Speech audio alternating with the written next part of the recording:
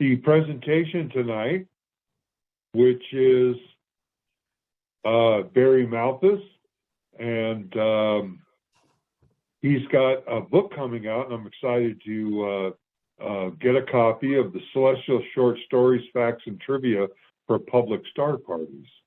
He'll be reviewing a reference book that is recently completed for presenting the sky at star parties.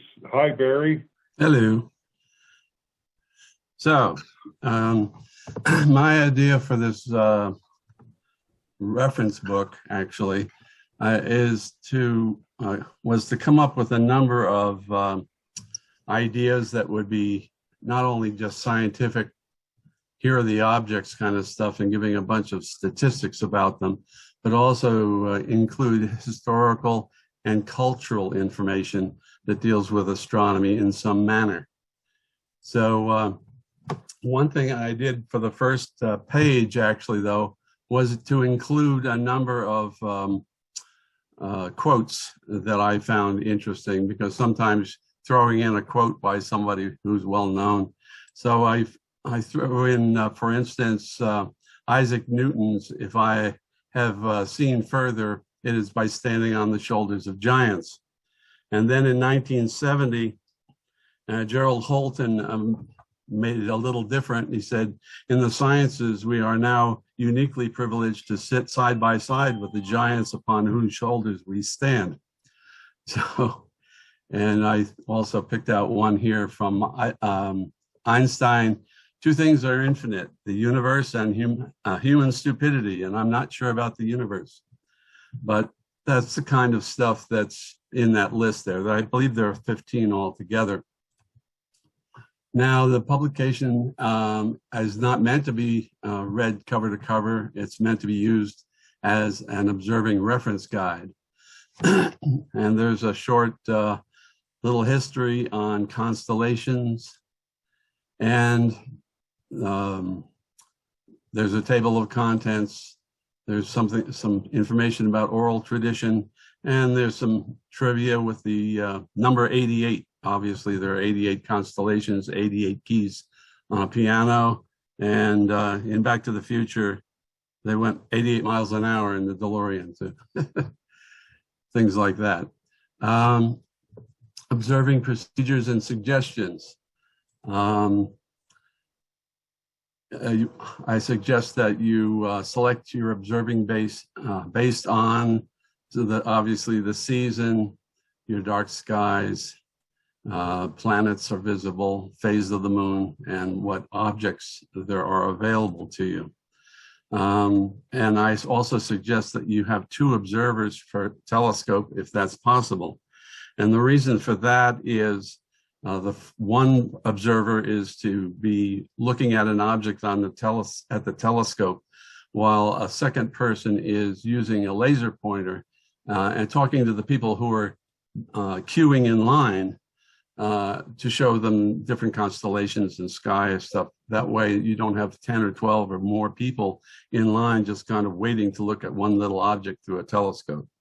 And it makes it interesting for everybody. And as they move, you can just repeat the information, because it's, they will be going on to some other telescope after that. Now, I have, there's a selection methodology, which includes an observing checklist. You can print this page off and fill it out. Identify the type of observing location that you have based on if it's illuminated, moderately illuminated, or reasonably dark. You can select the lunar phase, because sometimes you're looking at the phase of the moon during particularly some smaller star parties. And you can select the deep sky objects for each season, again, based on rural, suburban, or urban lighting. And this list right here, basically, it gives you the list of objects that you can look at. Now, there's the looking north. Of course, we see the Big Dipper, Polaris, and Cassiopeia. The Dine call that entire asterism Nohokos, which is first man, first woman, and the central fire in the Hogan. And there's information right here about that. And the Big Dipper, I have lists of other cultures and what they thought about the Big Dipper asterism, what they called it in their culture. And the Big Dipper over time, how it changes. 150,000 years ago, it looked like a fly swatter. Now it looks like a dipper. And 150,000 years in the future, it's going to look like a dagger. So Polaris, vernal equinox, and precession. The pole changes, its pole star changes its position every 25, 7, 22 years. And then it'll be back to Polaris. But Polaris has only been a pole star for maybe more or less 500 years. And vernal equinox precesses through the zodiac in that same time period. You'll see a lot more information than what I'm talking about because this thing is 56 pages long, and I'm otherwise it'll take me hours. But with Cassiopeia, there's a little bit of information. This star called Navi here in the middle of the W of Cassiopeia, how it got its name. It's a nickname. It's actually not an official name, but NASA uses it for navigation. As seen in various cultures, what Cassiopeia was called. And then I have the guide broken up into 4 seasonal sky charts, as well as information after the sky charts. Each one has, mentions the objects in the column. And then you have the constellation those objects are in, the type of object that it is, some notes, usually distance or temperature, and the months that they are visible. Let's see, and a little interesting bit of information about how Arcturus's light was used to open the 1933 Chicago World's Fair is included. And then how Spica was used by Hipparchus to determine the precession of the equinoxes 5,300 years ago. And as I say, I'm including a lot of these little short stories, if you will, about things that are not like your standard stuff that most people talk about at a star party. I'm trying to make it so that you have a number of things other than the statistics to talk about. Spring M objects. And by the way, the images in the guide are how they would appear through a telescope, not like what you see in the Hubble images on your computer, because that's always a letdown for certain people anyway, when they look through. More spring M objects. The black hole, obviously, you can't see. It's just there for reference that it's in M87. More M objects, more spring constellations as viewed by different cultures again. And here's the summer sky chart. And the summer sky, there's discussion about the summer triangle asterism and the Northern Cross asterism and information on Alberio and Cygnus.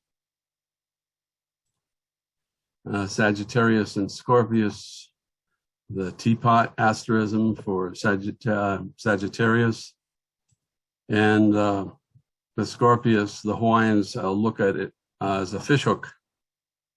So if you look, you can see a fishhook, because obviously they don't have any scorpions in Polynesia. Also, the end of Scorpius, the lower end, the Diné or Navajo, see the rabbit tracks. That's just the tip of the end of of Scorpius. The autumn sky chart. Autumn sky includes Algol, the demon star, information, what it is known by in all other cultures, and there's some information on the Great Square of Pegasus as well. Observing the double cluster, information, Andromeda, M13, observed by, it was observed by Aboriginal Australians. It was first documented around 964, lying before the Big Fish, which is an Arabic constellation. And if you look right here, you can see the that little thing right there is M31. Other various autumn M objects are listed. And the winter sky chart. Again, we have the Pleiades and Paleolithic Pleiades, Hyades, and Orion in the Lascaux Caves in France, which is here. And they're roughly 16,000 BCE, and as observed by other cultures again. Many of you probably heard that the Subaru logo is the Pleiades. The question, of course, is why did they choose it as their logo? And I'll tell you, the reason is that Subaru, the company, was a merger of 5 smaller companies into one. So that's why they chose the logo. And how is the Hyades cluster important to general relativity? Anybody know the answer? Well, in 1919, Sir Arthur Eddington confirmed Albert Einstein's prediction of the gravitational bending of light around the sun, and the sun was in the Hyades cluster during that solar eclipse. Messier 1 Crab Nebula, a supernova observed in China and a number of other places, possibly at Chaco Canyon as well. Sirius, when Sirius was written up in Ptolemy's Almagest in 150 CE, he listed a bunch of red stars: Betelgeuse, Antares, Aldebaran, Arcturus, Pollux, and Sirius. And to us, Sirius is a blue star. So that's a bit of a curious reference, considering he was able to tell all these other stars were relatively red. Orion. Let's see. In other cultures, Orion is well documented in a lot of other cultures. And to the Dine, Orion is also a warrior, as well as it was in a number of other cultures, a warrior or hunter. And then the Milky Way is included with information. And again, different cultures, there's some stories, longer stories, just sometimes a few shorter stories with these. Australian Aborigines see an emu within the clouds of the Milky Way. Of course, we can't see that one here. The Cherokee Milky Way creation legend I include, and the Milky Way in Navajo sand paintings look like this. And I included a couple pages on the planets. What were these 7 original planets? Most people don't realize that besides Mercury, Venus, Mars, Jupiter, Saturn, the sun and moon were also planets at that time in the beginning.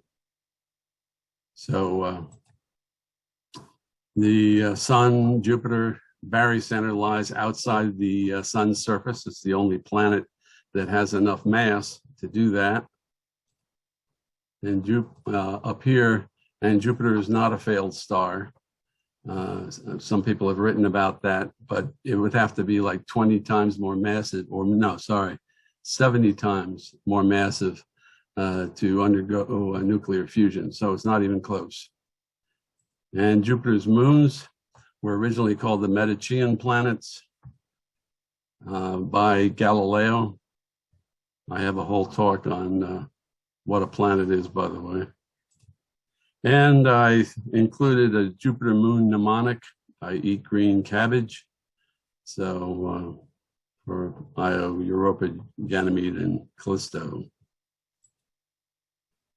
Saturn, this is what Galileo saw when he first looked at Saturn. So it looks like these two lobes on either side. Saturn viewed in other cultures, what they thought about it. Saturn's rings, solid or particles, that was a big question in the 1800s and earlier. And that was actually Sophie Kovalevsky who figured it out in a doctoral thesis that it had to be particles and not solid. She figured it out mathematically. And later it was proved at the end of the 19th century spectroscopically. Two main meteor showers I include, Perseids and the Leonids. And to China, they're heavenly messengers. So in the Congo, they're spirits of the grave, from the grave. So a positive view and a negative view, depending upon where you are. Meteorites. Reactions by various cultures to the arrival of stones falling from the sky. Sometimes they're revered as a gift from God, as in the Kaaba stone.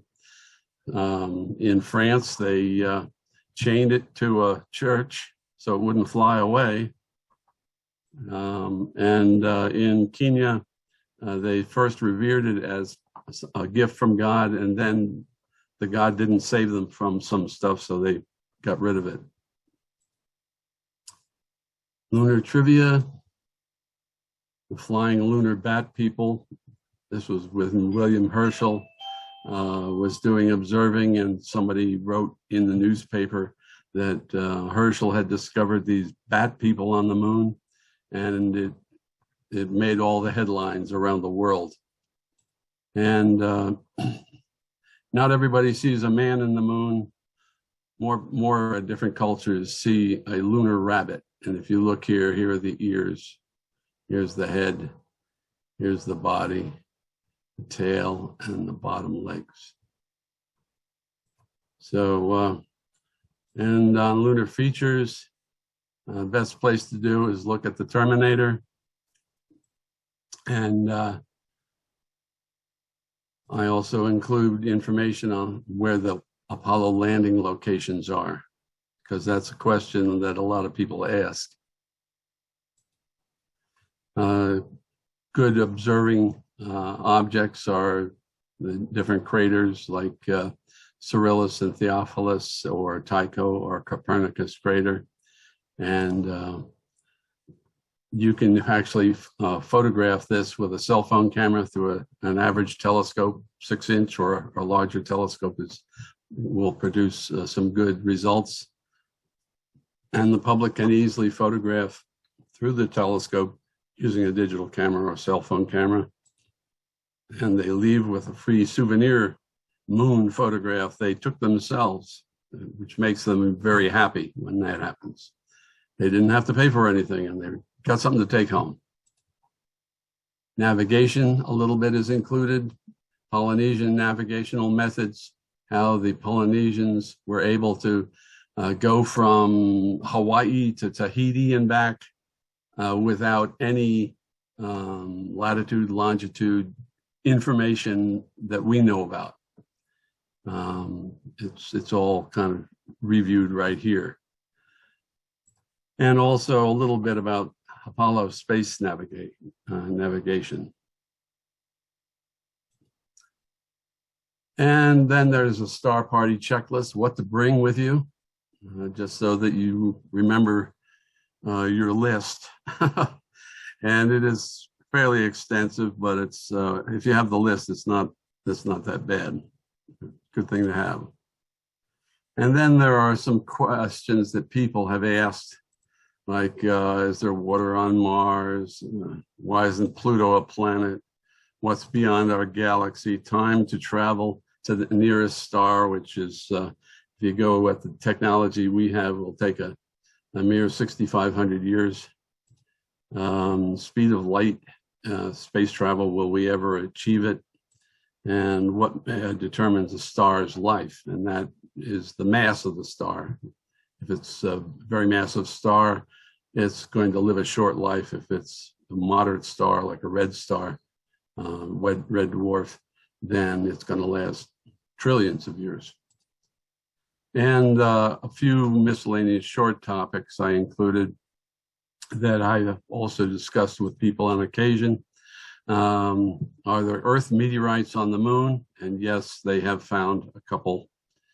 And then this one here I thought was quite interesting. One was the 2.7 degree background radiation first observed. And most people will come up with 1965 with Bob Wilson and Arno Penzias. However, for those of you, I guess almost all of us here are old enough to remember the TV pattern on the TV sets before they went off the air. And when they went off the air, you saw this, what they called snow, or little white dots flickering in the background. That flickering in the background is the 2.7 degree background radiation from the cosmos. So it was seen, 20, 30 years before Penzias and Wilson discovered it as to what it was. And I have 2 pages of index as well. So you can look up their separate different subjects. And that's it. I guess I went through it a lot faster than I thought I was. Do you have any questions or anything? I do have one correction. What's that? Pluto will always be a planet in Flagstaff. I don't care what the International Astronomy Union says. I agree with you in many ways, and I can go in on a long discussion. But this book, you'll notice I didn't include. Actually, I do include Venus and Mars, which I didn't include the pages for. And just a couple notes on Uranus and on what's the other one? Oh, Mercury.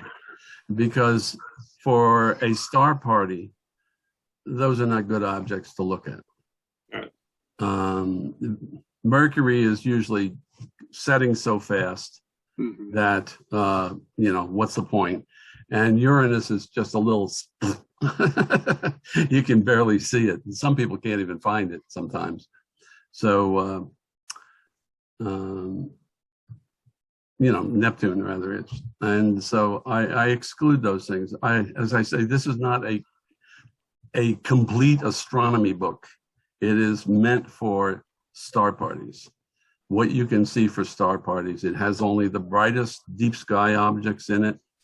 It has information about those objects, and also any cultural information I was able to find with different peoples around the world. And sometimes, obviously, it's quasi-astronomical, like with Subaru or the number 88. But the thing is, I've found if I mention stuff like that to the general public, they perk up, and that's the stuff they remember, and then they remember the other stuff I talked about as well. So it's kind of a way to interface with the general public. So I'd chime in that, Barry, I think it's a tremendous project. I've been doing public outreach for 50 years now, and this has been a long time in coming. You kind of remind me of Burnham's Celestial Atlas, pared down from 900 some odd pages to the best part. Yeah. I have a question that's a little bit adjunct to it. I mean, you've got all materials there to really prepare somebody. And I'm wondering whether you have any sage advice for something that I've never really seen anybody accomplish, and that's when you have a group of people with telescopes out doing a public event. Mhm. Have you found any way to get them to actually look at different things in their telescopes so they're not all pointing at Saturn or whatever? Usually working with astronomers as amateur astronomers is like herding cats. You know, you can make suggestions, but everybody will all be on the Ring Nebula at the same time or whatever. Well, unfortunately, usually you'll get a small group that are near each other that will do that. But particularly when you're in Buffalo Park and the line runs all the way down, half a mile down, I don't know of any way you're going to do that. Plus, you do get slightly different views in different telescopes. But as I said, the use of two people, I have found, is the best way. Somebody who guides the telescope. Okay, it's on Saturn or Jupiter, usually in the fall, particularly in the beginning of the evening. But and the second person will have their laser pointer pointing to the Big Dipper and Cassiopeia and Polaris and talk about the Navajo Hogun, where the first man sits on one side of the Hogun, first woman sits on the other side of the Hogun, and you have a Polaris, which is the fire in the center of the Hogun, that sort of thing. It's that way. And then you go to a couple other objects in the sky above you. And by the time you've gone through, say, 3 different areas of the sky, generally, they've already looked through your telescope and the next group is there.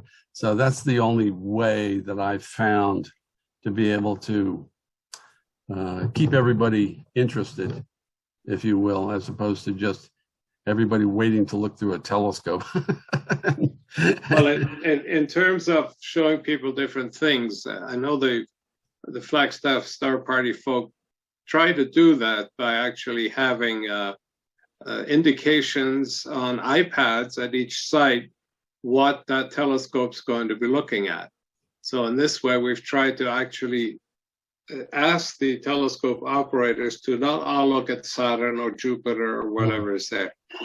Trouble is, to keep that going, it's very difficult for 2 reasons. Number one, as Barry pointed out, the first thing you generally see, as it's getting dark, is if there are bright planets there. So everybody focuses on that. That's almost inevitable.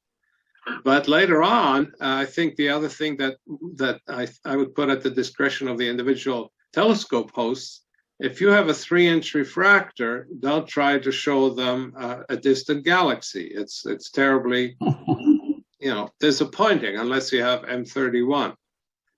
So if you have a sizable telescope, let's say 8 or 10 or 12 inches, then look for faint Messier objects. If you have a smaller telescope, then look at bright star clusters and the like. So in this way, people do get a sort of a cross-section of the kinds of things that they want to look at. The other good thing about doing it where we do it on Buffalo Park is there's so much to see with the naked eye once people are dark adapted, which they can't possibly ever see in the city, even Flagstaff. So it's important there, as Barry said, to have laser pointers and show them, here's the center of the Milky Way. I hear some dark lanes, which are interstellar dust. You're seeing the Milky Way edge on from our perspective. So our galaxy is like this and our point of view and things like that. And people really like that because it sets a stage in space for them that most people are not accustomed to.